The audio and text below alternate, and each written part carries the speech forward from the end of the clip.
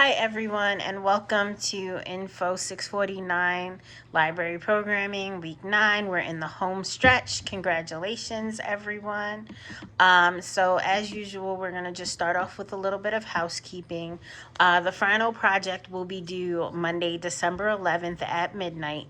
For the papers, if you're a couple of pages short, it's okay as long as the content is there. So if you're running 17 to 18 pages long, with really good content that covers all of the components of the rubric, your grade will reflect the quality. I'm not going to be like, oh my goodness, you only have 17 pages and drop your grades for that. That's not how I do things. So let's talk about common themes that I saw that you should consider for the final project. So some of the themes that I saw in the midterms were things like teens and new adults are the most difficult areas to provide programming for. That was a commonality. Marketing can be difficult as well. So you should always consider adequate lead time and how you would promote your program. So please take those components into consideration as you plan out your programs. Funding can be hard to acquire. So if you have a program idea that could be financially ambitious, take into account how you're going to get your funding, especially if you're looking at a smaller library system. Do you have a good understanding of the served community's demographic? Also extremely important. Staffing can be more of a challenge than funding when providing programming. So think about the system that you're planning the program for. What does their staff look like? Adequate space can be hard to find. What do creative alternatives look like? So if you work for a system where meeting room space is hard to come by, how do you compensate for that? And all of these themes should be very familiar to you, as these are things that we've talked about already. So let's hop into it. So why is programming evaluation important? Many people who offer library programs fail to evaluate them after they're over, yet program evaluation is a critical component of the success of library program design and execution. So why is program evaluation important? According to the U.S. Department of Health and Human Services Administration for Children and Families, you should evaluate your program because an evaluation helps you accomplish the following components. Number one, find out what is not working in your program. Number two, show your funders and the community what your program does and how it benefits the participants. Number three, raise additional money for your program by providing evidence of its effectiveness. And these two components, showing your funders and raising the additional money, these can be extremely important, especially for libraries that rely heavily on donor funding. Donors, however, can be swayed by qualitative data versus your quantitative data. They love outcomes over raw numbers. Improve your staff's work with participants by identifying weaknesses as well as strengths. And anonymous surveys can be really good for this type of feedback. Patrons may be hesitant to give honest feedback out of fear of hurting a librarian's feelings. So on the spot, they may be hesitant, but if you're doing things anonymously, then they'll be more willing to provide the feedback. Add to existing knowledge in the human services field about what does and does not work in your type of programming with your kinds of participants. And this content came from the Program Manager's Guide to Evaluation 2010. Okay, some of the reasons for doing program evaluation. Program evaluation can be time consuming and it's often expensive, both in terms of staff time and material cost. So why is it necessary? Here's a list of reasons why. Someone, such as a funder or an administrator, requires it, especially if you have a grant program, to monitor the progress to allow for program adjustment, to gather baseline information for comparison over time, to aid with decision making. Should you adjust a program? Should you continue a program? And should you put more funds allocated to specific programming? And it's part of your planning to make our tendency to assess program success more systematic, objective, and accuracy. To allow a library to affect how it is evaluated, to aid communication with different stakeholders, i.e. staff, funders, your users, to assure that participants will have a voice in the program, to provide insight and information that can lead to answers, and to provide a fresh perspective on an ongoing program. So if you're running a series or running a program that you do annually, you want that continued feedback. Because this year it may be great, but next year it may not be great. Also, to provide supporting information for grant proposals, to determine what's working and what's not, to test assumptions about approaches or client groups, and to document program outcomes or impacts. Remember, the purpose of evaluation is not to prove, but to improve, right? So this is taken from Zuzig, 1996, the Tell It Manual, the complete program for evaluating library performance, and that was taken from page 70. Program evaluation, also called assessment, varies from program to program and begins with the thoughtful creation of a plan for evaluation, meaning how are you going to evaluate the success, failures, growth, etc. To have effective assessment, we need to begin with an assessment plan, which should have several characteristics. It should be based on the mission and goals of the library, again, language we're all familiar with. It should be ongoing with periodic reflections on the effectiveness of all services provided. It should be designed to improve programming and services, not just collect the data about them. It should collect information from various points of view, such as attendees, patrons in general, your community in general, library staff. So using a variety of different methods to gather your data: questionnaires, focus groups, observations from specific events. It should be developed by the staff, volunteers, patrons, working directly with the programs and services, and it should be well organized to fit seamlessly into library operations, meaning it shouldn't be too much of a lift for your participants and staff. And this is taken from Brown, 2014, page 76. There are many useful methods for evaluating library programs and services. Over the past decade or so, outcomes-based, which is our qualitative evaluation, has gained popularity in the world of library service and program evaluation, particularly for library projects funded by government agencies. An outcome-based evaluation plan is now required when submitting proposals to a number of government agencies that fund library programs. So we will focus on that for this class.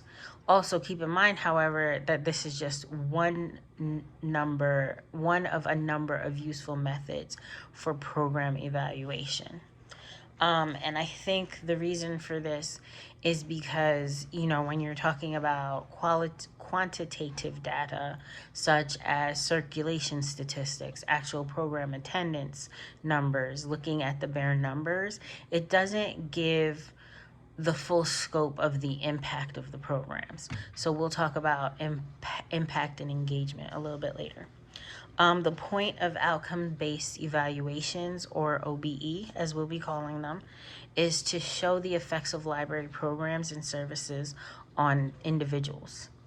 As Anthony, 2014, explained, measures currently reported by public libraries generally do not reflect the outcomes and impact of library services. Circulation, door count, reference questions answered, and program attendance better capture library activity than purposeful realization of service objectives. And this is on page 5. Using circulation statistics or number of attendees as measures of evaluating program success is simple. You just need to count. However, counting tells us nearly nothing about whether the program had any positive or negative effects on the people. It leaves us wondering, did anyone enjoy the program? Did anyone learn anything from it? Did it help improve anyone's life in any way? Did it do any good for anyone in the library community? The goal of outcomes-based evaluation is to use program evaluation measures that can answer these questions and tell us if the approach achieved its goals and had any positive or negative effects on those who took part. There is a fairly high learning curve with outcomes-based evaluation, but once you understand how it works, it makes program assessment relatively easy. Unlike any evaluation process, outcomes-based evaluation sets clear goals for determining program success and failure. The great strength of outcomes-based evaluation is that it shows you clearly if and how your program had a direct effect on attendees.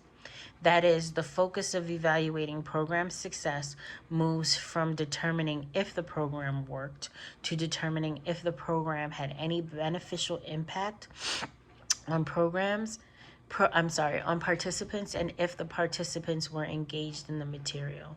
It's all about the impact on people and, by extension, the communities. Before describing how to draft an outcomes-based evaluation plan, or OBE, it's helpful first to learn some key terms as provided by McNamara 2014. Inputs: these are materials and resources that the program uses in its activities or processes to serve clients. That is, equipment, staff, volunteers, facilities, money, etc. These are often easy to identify, and many of the inputs seem common to many organizations and programs. Activities. These are the activities or processes that the program undertakes in order to meet clients' needs. For example, teaching, counseling, sheltering, feeding, clothing, etc. Note that when identifying the activities in a program, the focus is still pretty much on the organization and the program itself, and still is not much on actual changes of the client or the recipient. For example, an activity might be the creation of a program to encourage teens to stop smoking. Outputs. These are units of service regarding your program. For example, the number of people taught, counseled, sheltered, fed, clothed, etc. The number of clients served, books published, etc. Very often indicates nothing at all about the actual impacts, benefits, changes in your clients who went through the program. The number of clients served merely indicates the number of clients who went through the program. In the anti-smoking program example, this would be the number of teens who complete the program, whether or not it leads to their quitting smoking. We'll say that the program is for 5,000 teens. So 5,000 teens completing the program is the expected output. Outcomes. These are the actual impacts, benefits, changes for participants during or after your program. For example, a smoking cessation program. An outcome might be the participants quit smoking. Notice that this outcome is quite different than outputs, such as the number of clients who went through the cessation program. The changes or outcomes are usually expressed in terms of knowledge and skills. These are often considered to be short-term outcomes. Behaviors. These are often considered to be intermediate-term outcomes. Values, conditions, and status. These are often considered to be long-term outcomes. Outcome targets. These are the number and percent of participants that you want to achieve the outcome. For example, an outcome goal of 2,500 teens, 50% of the teens taking part in the program. Who will quit smoking over the next year? There should be one outcome target for each outcome. Outcome indicators. Excuse me.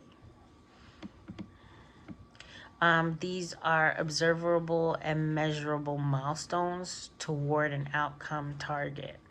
These are what you'd see, hear, read, etc.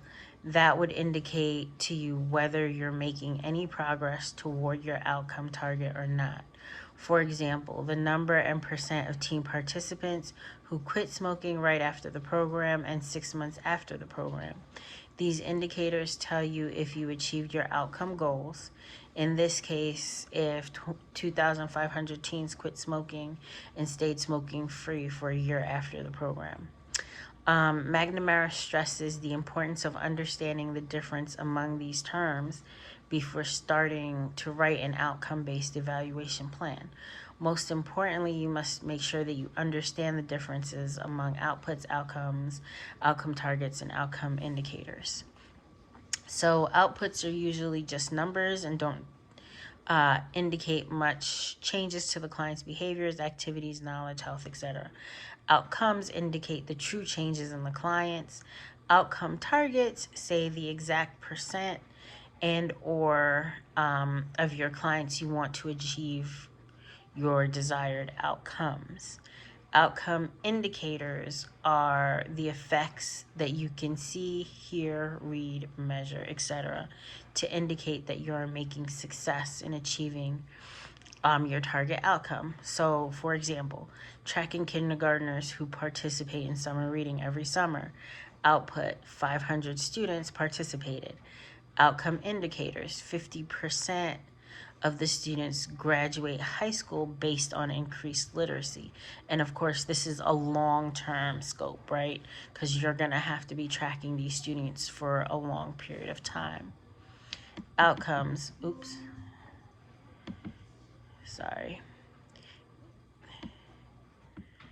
Outcomes: these students graduated high school. Outcome indicators: increased literacy among these students as they entered, for example, second grade, as a result of their participation in a summer reading program. Now we're ready to discuss how to draft an outcomes-based evaluation plan. There are 5 major steps in preparing and undertaking an outcomes-based evaluation plan. Select the program to evaluate. Let's use an example that illustrates the process of undertaking an outcomes-based evaluation plan. The pretend program will be a toddler story time, right? So this is much smaller scope than our kindergartners, right? Designed to promote early literacy skills. Identify your outcomes, what you want your program attendees to learn, achieve, perform, etc. One outcome could be that the children in the program would learn the letters of the English alphabet. Identify at least one indicator per outcome. The changes in users that can see, hear, read, or measure include a target number and percent for each outcome. Example: an indicator for the proposed outcome could be that by the end of the 8-week storytime session, 75% or 6 of the 8 participants could sing the ABC song. Study each indicator to determine the kind of data you will need to assess whether or not it was achieved by your program users, making sure that the data is readily available. And now you gather that data. Example: for this outcome, the indicator could be that the storytime leader would ask each child to sing the ABC song at the end of the program. For a true indication of whether the program led to this outcome, the storytime leader could ask each toddler to sing the ABC song when he or she registered for the program, and then ask them to sing it again at the close of the program. In this way, the evaluator can then determine how much of the song the participants each knew at the beginning of the program, and how much their knowledge had improved after the program was completed. So then you're going to analyze and report the results. You're going to use appropriate analysis methods to determine if the outcome targets were achieved. Write the report, making sure to use language that your reading audience will understand. So for example, The program evaluator could write a report to the library administration, the program funder, if there is one, as well as a brief flyer postcard to distribute to parents and guardians of program attendees. And the report would include a mention of the increase of alphabet knowledge, such as writing something like, another important literacy skill is knowledge of the alphabet. At the beginning of the program, just one of the 8 participating toddlers could recite the entire English alphabet. By the end of the 8-week storytime session, each of the 8 children could recite the entire alphabet correctly, moving them forward to kindergarten readiness.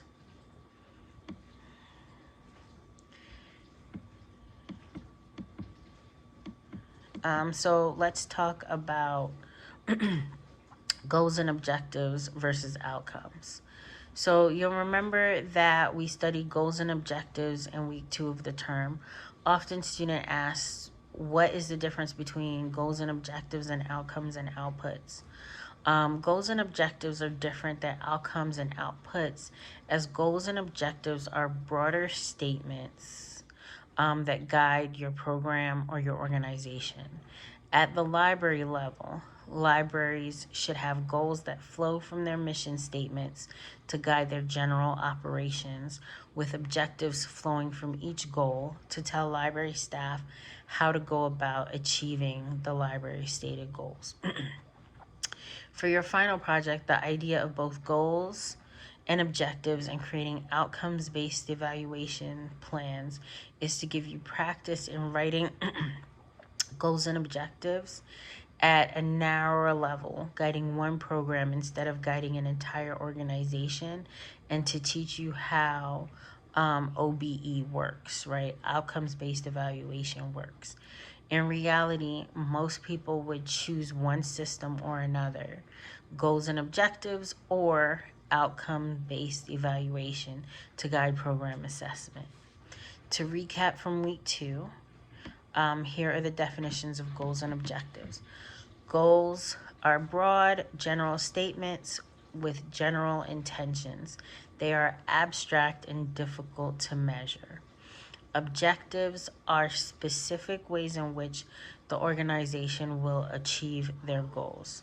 There's generally more than one objective per goal, and objectives are measurable to enable determination of where they were met or not as a method of program evaluation. So, example 1. The Hillview Public Library seeks to better position high school students in the library community to more successfully apply for college. Objective 1. Each fall, we will offer 2 hands-on workshops on using college information resources to help high school students choose the right colleges to which to apply. Objective 2. Each fall, we will offer 2 informational sessions on completing federal financial aid forms. Example 2, goal. The Hillview Public Library will work to make preschool students better prepared for entering kindergarten. Objective 1, all preschool story hours will include at least 2 pre-literacy activities. Objective 2, program providers will distribute parent and or guardian early literacy materials to all adult attendees of preschool story hours. To be continued in part 2. As you are all starting to work on your papers or build out your final papers, please email me with any questions that you have, and I can help you work through some of these things. Yay, week 9. All right, guys, have a good evening.